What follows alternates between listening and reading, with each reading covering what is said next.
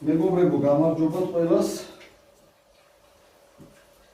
აქეთ კამერაში გაგიმარჯვოთ ყველას. Здравствуйте, ребята, шалом, салам алейкум.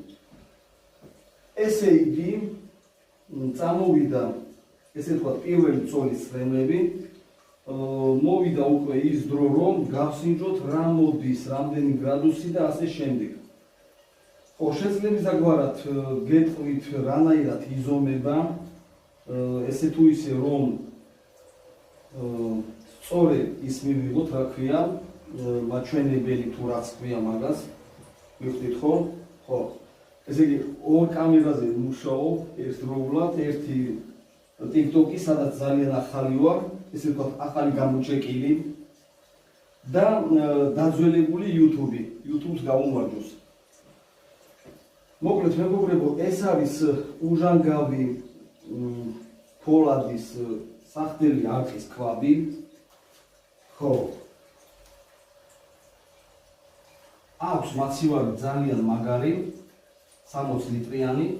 ხედავთ რომ აქვს ჭირხლი მოკიდებული, ეს იმის მანიშნებელია რომ არაყი ჩამოდის ცივი, უცივესი რა, თორე მაგასაც გავზომოთ რამდენი გრადუსია. და მინდა გითხრათ ერთი რაღაც, რომ როდესაც ზომავთ არაყს, რა თქმა უნდა, კარგი სპირტის საზომით, ზუსტი სპირტის საზომით უნდა იყოს არაყი პლუს 20 გრადუსზე ტემპერატურაზე. რა თქმა უნდა, ჩვენ ახლა არაყი ჩამოვიდეს ცივი და როგორ არის იცით? 20 გრადუსზე ნაკლები რამდენიც არის ტემპერატურა? მაგალითად არის 17 გრადუსი, ხო? 17 გრადუსი არის მაგალითად სითხე. 20 გრადუსამდე ხო აკლია 3 გრადუსი.